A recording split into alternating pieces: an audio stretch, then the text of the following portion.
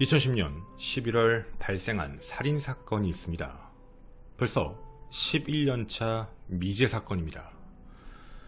미제 사건이 발생했다는 것은 CCTV나 블랙박스, 목격자, 직접적인 증거 등의 부재, 혹은 초동수사가 잘못되었을 가능성이 매우 높습니다. 그런데 말이죠. 이 사건은 미제 사건이 될 이유가 하나도 없었습니다. 흔적도 없이 사라져버린 범인. 남양주 밀실 아파트 살인사건입니다. 경기도 남양주시 진저읍 2009년 12월 30일 약 500세대가 넘는 고급 신축 아파트 단지가 들어섭니다. 이 아파트 A동 로얄층인 14층에 입주한 노부부, 바로 74세 남편 박씨와 69세 아내 이씨였습니다. 입주 1년이 채 되지 않은 2010년 11월 17일 수요일 새벽 5시경, 남편 박씨는 지인들과 골프 약속 때문에 집을 나서게 됩니다. 그로부터 18시간 후인 밤 11시 20분, 골프를 치고 일행들과 술자리를 갖고 귀가한 박씨.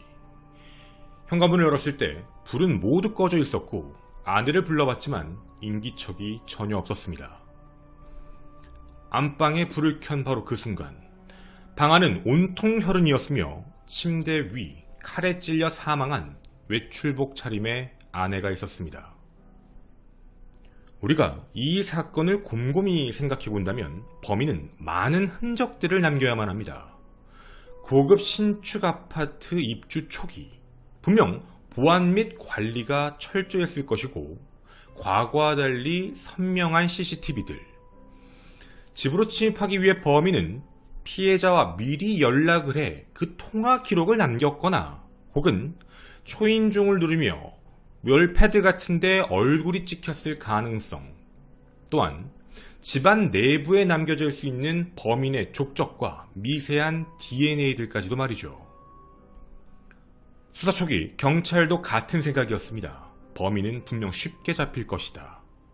그러나 범인의 흔적은 그 어디에도 남아있지 않았습니다. 4년 전 방송 이후 들어온 제보들, 직접 찾아갔던 현장까지, 오늘 우리는 범인이 누구다라고 단정 지을 수는 없습니다. 하지만 사건 기록의 정황으로 여러 가지 가능성 중 일부들을 배제시키면 좀 더 뚜렷한 모습이 나타나지 않을까요? 그리고 누군가의 기억에 범인에 대한 잔상이 남아있지 않을까요? 오늘 여러분께 부탁드리겠습니다. 다른 여러 가지 가능성보다도 시간에 집중해 주십시오.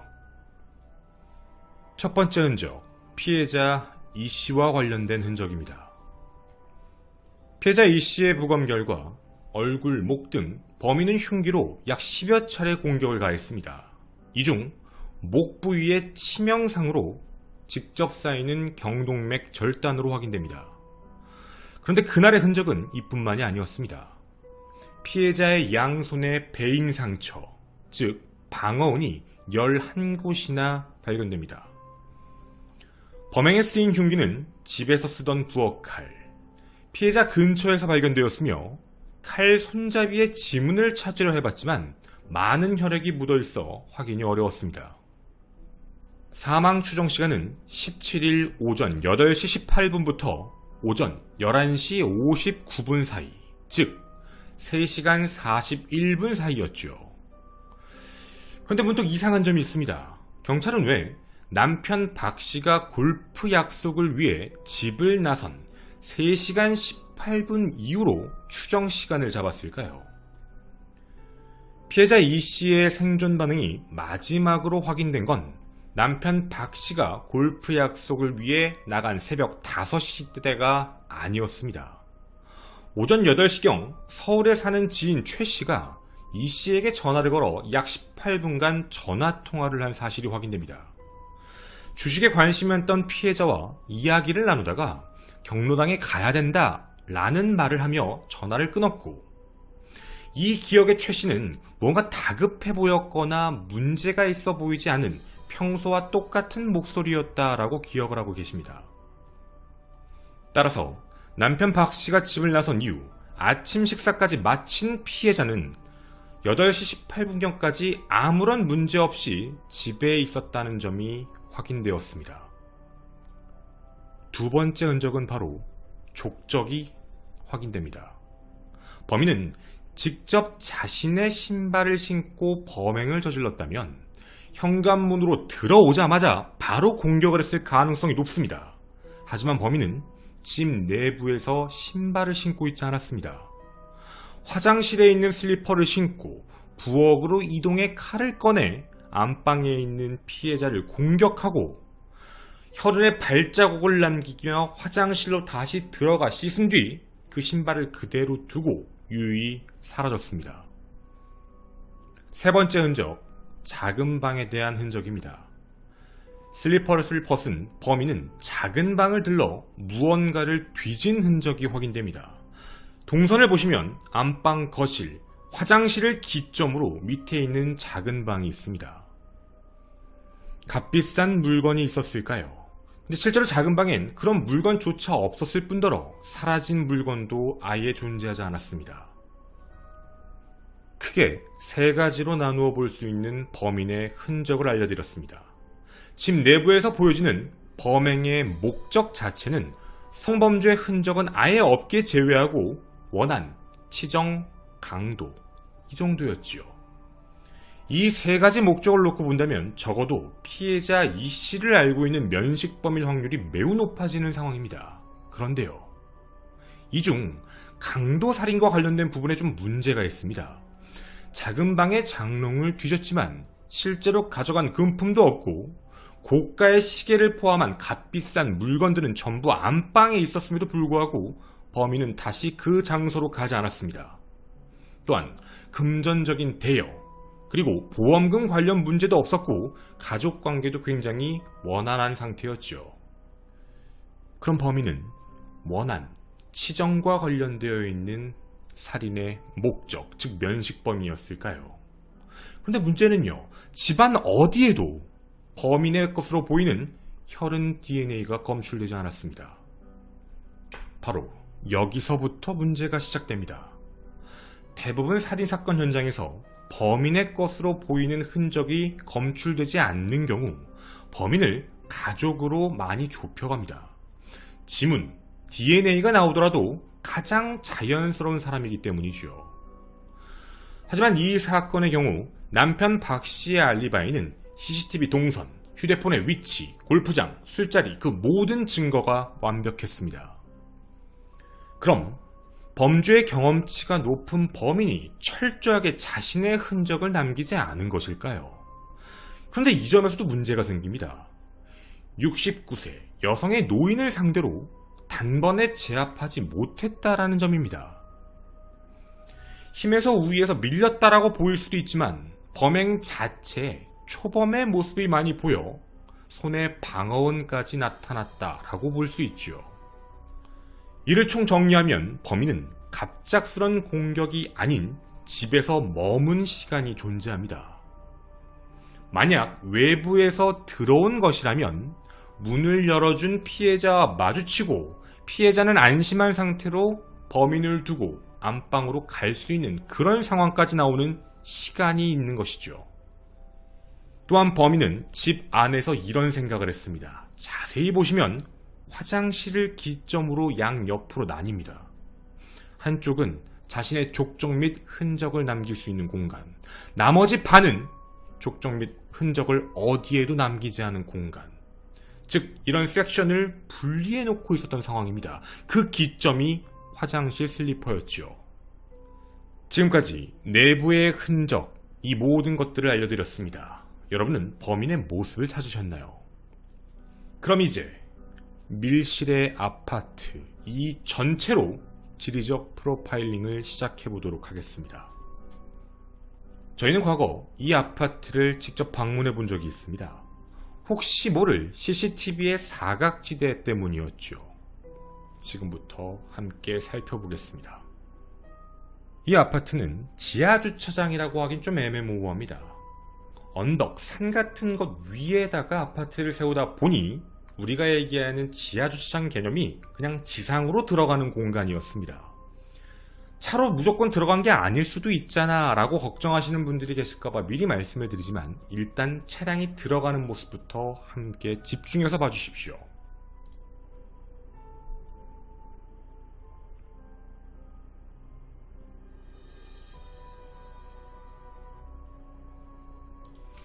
(2018년) 당시에도 차량이 들어가려고 한다면 앞에서 몇 동 몇 호로 왔다라는 정도를 이야기를 해야 됩니다. 물론 이걸 정확하게 얘기하지 않아도 들어갈 수 있는 건 사실입니다. 어찌되었든 들어가는 데서 한번 확인 작업을 거치게 됩니다. 여기서 끝나지가 않습니다. 이 안에는 굉장히 많은 CCTV들이 존재합니다.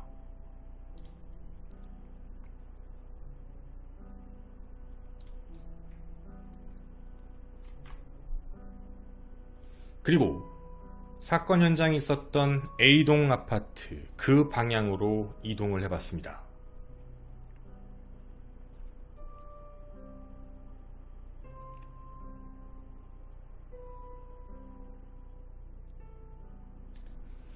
여기는 차량에서 내려서 아파트의 엘리베이터를 탈 수 있는 지하주차장입니다.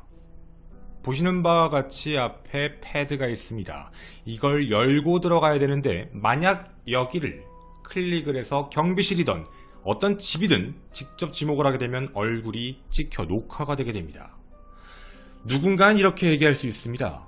누군가 밖에서 출근하려고 나오다가 잠깐 열렸을 때 들어갈 수도 있잖아. 물론 가능하죠.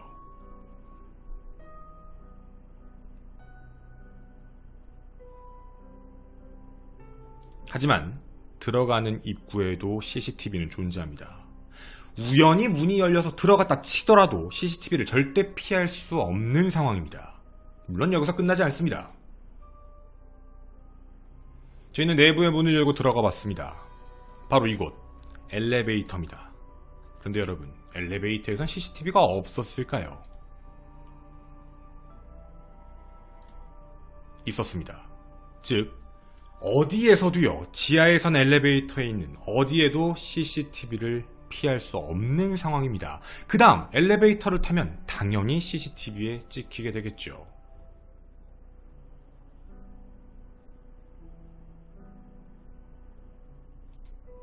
저희는 계단에 대한 부분도 확인해 봤습니다. 계단엔 당연히 CCTV가 없었습니다. 그럼 이제 많은 분들이 궁금해하실 공간이 하나 있습니다. 계단으로만 내려와 봤습니다. 정말 찍히지 않고 위까지 올라갔다 치고 계단으로 1층으로 내려오면 정말 안 찍힐까? 무조건 찍히게 돼 있습니다. 정리를 해보면 차량을 타고 갈 경우 각 아파트 주차장 진입로부터 CCTV에 노출되며 각 통에 들어갈 때도 보안 패드를 거치지 않는다 하더라도 뒤에서 앞에서 무조건 촬영이 되게 돼 있습니다. 만약 차량을 타지 않고 도보로 이동한다 하더라도 각 1층의 진입에 각 1층마다 존재하는 CCTV가 있기 때문에 보안 패드를 우연히 지나간다 하더라도 CCTV에 촬영됩니다. 엘리베이터를 타면 당연한 것이죠. 즉, 우린 여기에 대해 부정하면 안 됩니다. CCTV의 사각지대는 존재하지 않습니다. 그럼 한 가지는 확실합니다. 찍히지 않고 범행을 일으킬 수 있는 범인은 없다라는 것이죠. 그게 언제든 누군가 분명 이곳에 있는 CCTV에 찍혔고 사건을 일으킨 뒤에도 찍혔을 겁니다. 들어갔으면 나와야 되니 말이죠. 어떤 경로를 통해 범인은 이 안으로 들어오게 됐습니다. 보안 패드 그 어디에서도 촬영되지 않았죠. 그리고 직접 14층 할머니가 계셨던 그 집까지 갔습니다. 그런데 할머니도 직접 초인종을 눌렀던 흔적이 확인되지 않습니다. 집에 있는 초인종을 눌렀다면 카메라가 자동적으로 작동을 했을 것이고 얼굴을 찍었을 텐데 말이죠. 촬영된 바가 어디에도 없습니다. 해서 사람들은 이렇게 얘기합니다.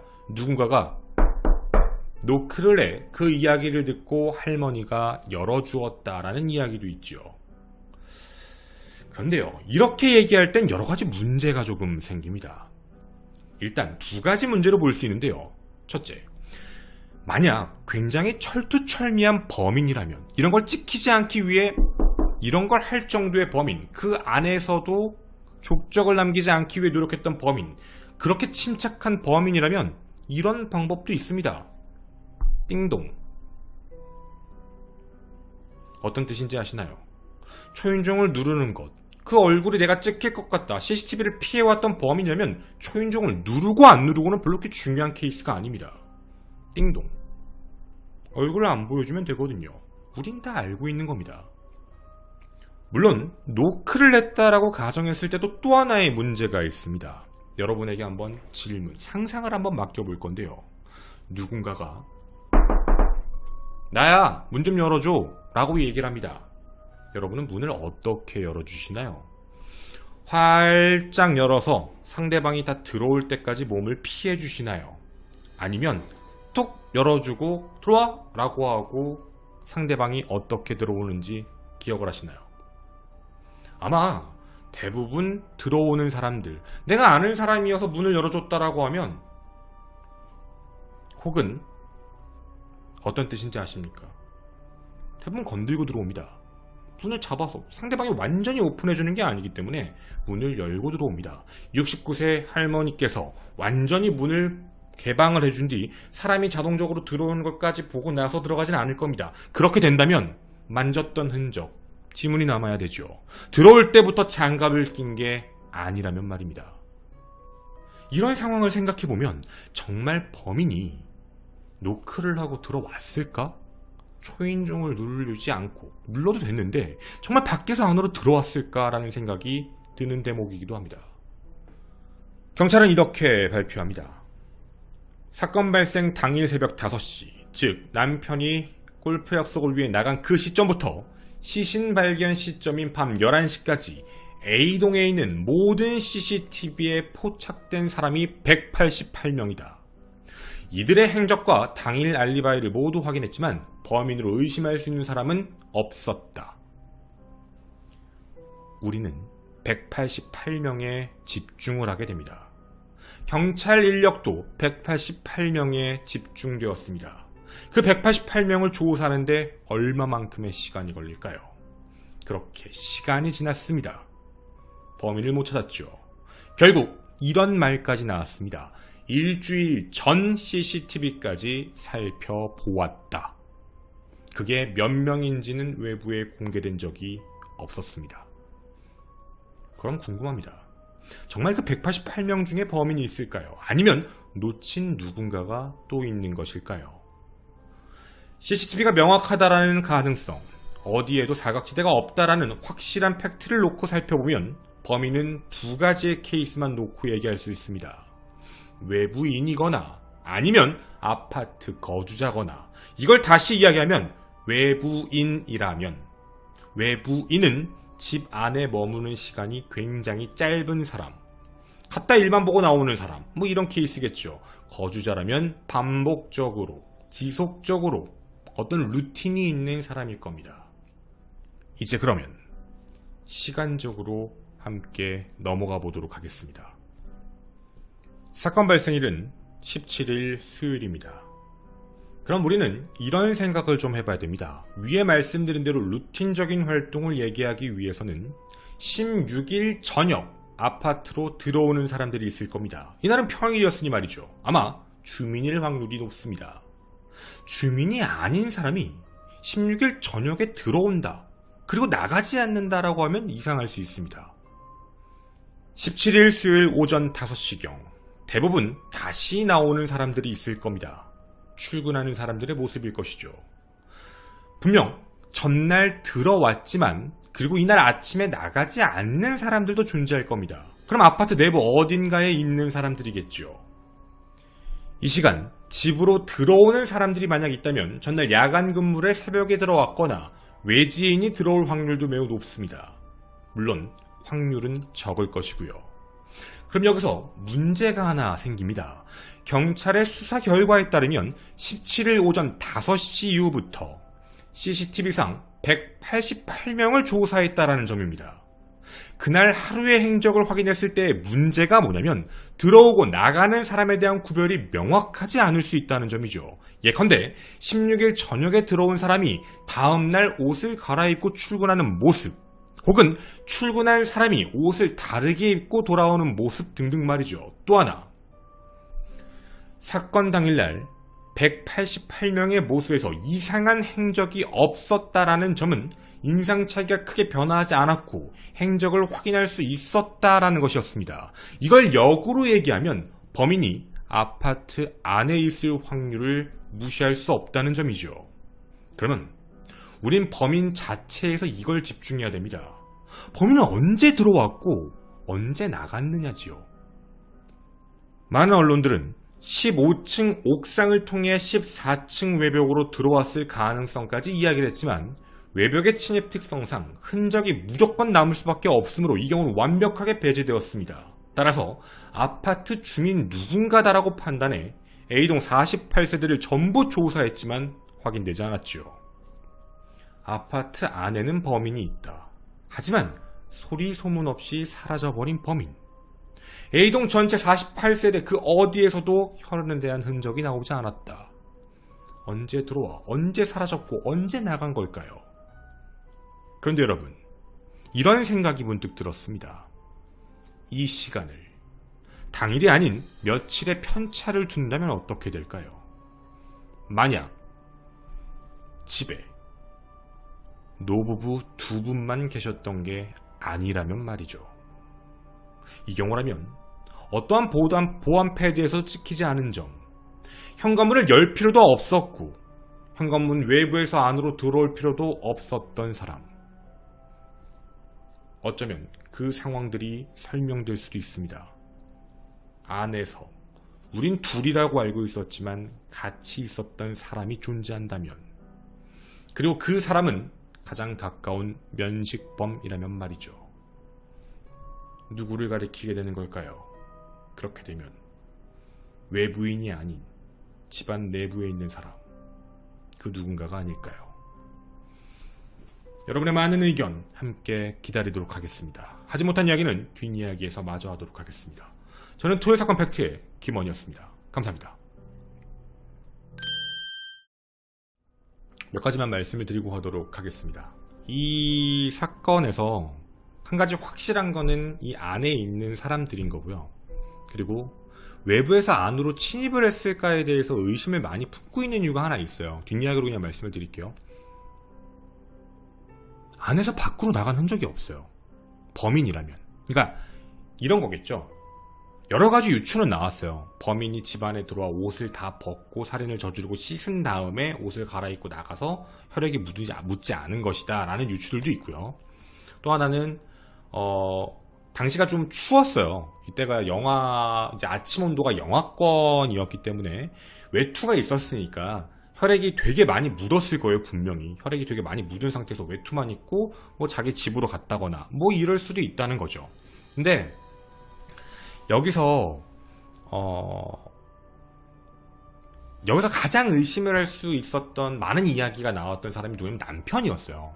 남편에 대한 의심을 왜 많이 했냐면, 일단 최초 보도에는 7시 이전에 나갔다라고 되어 있는데 이게 사람들이 아침 7시 다라고 판단을 하고 계시더라고요. 근데 이게 정확히는 저도 전달받은 거에서는 5시였어요. 새벽 5시에 나가고 들어오는 CCTV가 확인이 됐고, 그리고 전화 위치 추적도 다 확인됐고, 멀리 가셨더라고요, 골프장을. 그리고 지인들하고 골프장 갔고 거기서 일하셨던 분들까지 다 확인됐고, 그리고 거기는 지인들과 이동을 했으니까, 그리고 뭐 함께 술을 마셨던 그 장소들까지도 전부 다 확인이 됐어요. 그러니까 5시에 집에 나갔고 아침 식사를 드셨고, 이제 아내분은 거기 이제 돌아가신 분은 드셨고, 이게 사망 시간을 그렇게 유추할 수 있었던 이유가 뭐였냐면 편차가 사실은 컸어요. 그게 왜 그랬냐면 식사를 언제 하셨는지는 장담을 못했던 거죠. 아침 식사 언제 하셨지? 이거에 대해서 몰라서 남편이 출근한 5시, 이제 그 골프장 간 5시 그 이후부터로 먼저 판단을 해서 이제 부검 결과로서 확인을 해보려고 했던 건데, 전화통화 기록이 확인됐고 8시부터 8시 18분 동안 통화를 한 사람이 있어서 8시 18분 그 이후구나라고 판단을 한 거예요. 8시 18분까지는 살아 계셨다라는 얘기가 되는 거니까. 근데 이 전화와 관련되어 있는 부분에 대해서도 이야기가 조금 많은 게, 알리바이를 만드는 부분에서 사실 이게 뭐 지금처럼 스마트폰이 그렇게 되어 있는 것도 아니고 이게 쉽지가 않은 문제예요, 사실 어떻게 보면. 그리고 그분이 통화를 하면서 뭐 누군가 대역을 쓴 거 아니냐 뭐 이런 부분도 있는데, 분명 그분이 먼저 전화를 걸었고 그걸 받으셨고, 그리고 나 이제 저기 경로당 가야 돼 라고 해서 전화를 끊으신 게 피해자이신 거니까, 실질적으로는 어디서도 이상하다고 볼 수 있는 것도 없었고, 정황상 이거 자체에 대한 부분, 그러니까 많은 분들이 그 얘기를 하시더라고요. 남편이 범인이다, 이 알리바이가 깨지면 남편은 범인이 된다라고 하는데, 사실 뭐 그걸 완전히 부정하고 싶다라고 얘기를 하는 게 아니라, 여기서 문제가 끼는 게 뭐냐면, 그럼 남편이 왜? 라는 부분은 분명히 껴요. 우리가 늘 얘기하지만 범행 수법도 중요하지만 범행 동기도 중요하잖아요. 왜 그랬지? 그리고 그 모든 것들에 대한 내용들이 필요할 수밖에 없는 상황인 건데, 범행 동기와 관련해서 따로 체크가 된 게 없는 것 같아요. 따로 확인된 바가 많이 없는 것 같고, 체크가 된 게 없는 것 같아서 어떻게 얘기할 수 없는 그런 상황인 것 같아요. 그리고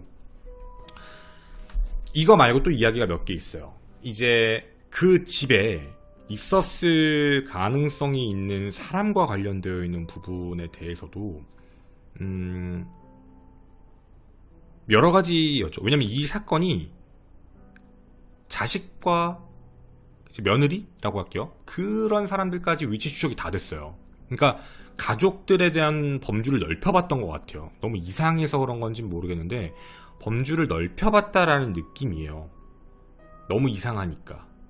물론 그거에 대한 결과는 우리는 알 수 없어요. 그래서 범주를 가족 단위까지 확대를 시켰다는 건 그 집안 내부에서 나오고 있는 DNA와 관련되어 있는 부분들이 분명히 있을 거예요. 저희가 아까 방송에서 그냥 지나갔는데 DNA 그 지문과 관련된 흔적이 있던 건 있었어요. 현관문 쪽에 있었는데, 그게 알고 봤더니 이사침센터, 이제 이사 오셨었으니까 이사침센터의 흔적이었다라고 하고 지나갔거든요. 이제 그런 부분들까지 있었던 건데, 그 외의 흔적들이 아무것도 없어요. 집안 내부에 분명 누군가는 있었고 해서 그거 말고도 또 하나에 대한 이야기로 많이 나오는 게 암묵적인 거라고 할게요. 암묵적인 아는 사람이 피해자와 있었을까에 대한 유추도 좀 있어요. 그러니까 루틴을 다 알고 있는 사람인 거죠. 피해자와 이거 좀 조심스러워가지고, 그러니까 피해자와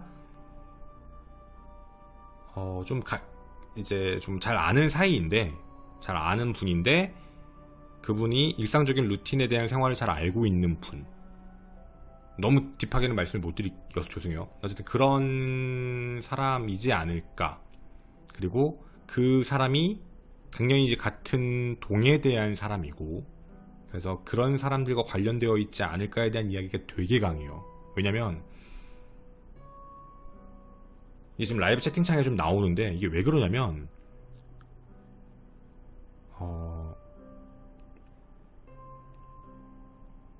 딥하게 안 들어가요. 그러니까 안 들어가는 게 아니라 좀 나오기 힘든 내용들이에요. 그래서 많은 분들이 의구심을 가져요. 왜 이런 사건에 대해서 그 누구도 가족들, 유족들 그 누구도 왜 이걸 자꾸 범인을 찾아달라, 뭐 해달라는 걸 그렇게 어필하지 않는가에 대한 부분에 대해서 얘기들이 좀 있죠. 그 대중들의 내용들을 보면은. 근데 그 부분에 대해서 이 이야기가 살짝은 들어가요. 혹시 이제 그런 게 외부에 나오면 좀 그럴까봐 수사 내부에서 그냥 진행되는 거 아니냐라는 얘기들도 있고요. 그래서 이 사건은 솔직히 말씀드리면 이건 뇌피셜 초동수사 잘못한 느낌 되게 강해요. 그러니까 뭐냐면 그날 왔다 갔다 한 그 당일의 흔적에 188명에 너무 집중을 많이 한 거 아니냐라는 얘기가 되게 많아요. 그러니까 얼마나 오래 걸렸겠어요. 그 188명에 너무 집중을 많이 해서 시간을 너무 날렸다라는 문제 있잖아요. 그걸 다 조사해야 되니까 되게 처음에 쉽게 생각을 했던 것 같다라는 판단이에요. 뭐 CCTV 있네, 확인해. 5시 이후부터 밤 12시 20분까지 그 사이에 왔다 갔다 한 사람 다 체크해봐. 188명. 이 사람들 다 리스트업 확인해서 다 어떤 사람인지 알리바이 확인해. 이 시간들에 대해서 하루 이틀로 끝나는 문제가 아닌 거니까. 그렇게 해서 쭉 체크가 됐던 그 시간이 딜레이가 되고 결국은 그 시간이 지나쳐버린 건데, 여기서 가장 큰 문제는 그 전에 들어오고 그 이후에 나가는 사람들에 대해서는 확인할 수가 없었던 거예요. 그 시간은 매우 어떻게 보면 짧았던 시간만 체크가 된 거라서 초동사를 놓친 거 아니냐라는 이야기들이 있어요. 물론 저도 4년 전에는 그렇게 얘기했어요. 188명 중에 범인이 있을 것이다 라고 그때는 그렇게 생각을 했는데, 4년을 지난 지금 시점에서는 뭐 좀 생각이 드는 건 188명 이외의 사람일 확률을 절대 배제할 수 없다라는 게, 수사를 이렇게 보면은 그럴 수도 있다라는 느낌이에요. 근데 물론 정확한 건, 이런 상황들을 모두 결합시키려면 범인은 아파트에 살아야 되는 사람이에요. 어떤 뜻인지 아시죠? 범인은 아파트에 살아야 되는 사람이고, 그래서 들어가고 나가는 시간에 대한 편차가 큰 사람이어야 돼요. 그 짧은 시간 내에 왔다 갔다 할 수 있는 사람일 필요는 없어요. 그렇게 되는 게 가장 확률이 높지 않을까라고 보여지는 거고, 그렇게 흔적도 없이 모든 게 그냥 끝난 내용이었습니다.